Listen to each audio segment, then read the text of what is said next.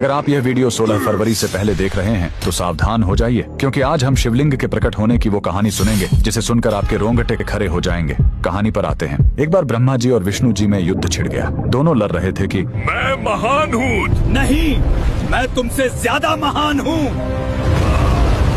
उनका यह घमंड जब दुनिया का संतुलन बिगाड़ने लगा, तब अचानक उनके बीच एक विशाल अनंत अग्नि स्तंभ प्रकट हुआ। वह आग का एक ऐसा खंभा था जिसका न कोई शुरुआत था न अंत। उस स्तंभ से एक भारी आवाज आई, जो मेरे आखिरी सिरे को खोज लेगा वही महान होगा।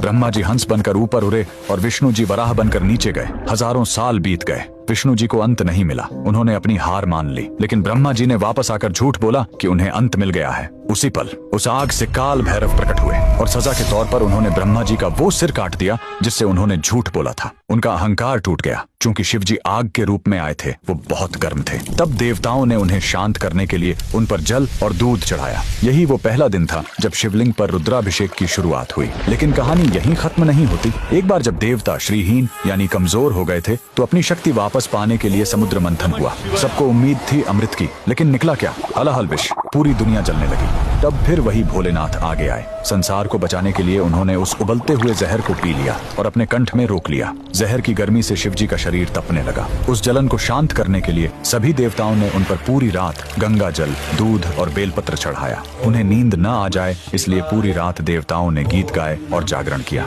यही वजह है कि महाशिवरात्रि पर हम पूरी रात जागते हैं। लेकिन रुको, यह रात इतनी डरावनी भी नहीं है। इसी रात प्रेम की जीत भी हुई थी। जब माता सती ने अपने प्राण त्यागे थे, तो शिव जी पूरी तरह टूट गए थे। वो वैरागी बन गए, दुनिया छोड़कर समाधि में चले गए। तब माता सती ने पार्वती के रूप में जन्म लिया। उन्होंने हजारों साल तक कठोर तपस्या की, सिर्फ अपने शिव को वापस पाने के लिए। आखिरकार भोलेनाथ पिघले। इसी महाशिवरात्रि की रात वो वैरागी फिर से दूल्हा बना और शिव शक्ति का मिलन हुआ। तो इस 16 फरवरी जब आप शिवलिंग पर लोटा भर जल चढ़ाएं, तो याद रखिएगा, आप उस आग को शांत कर रहे हैं और उस जहर के दर्द को कम कर रहे हैं। कमेंट में लिखें हर हर महादेव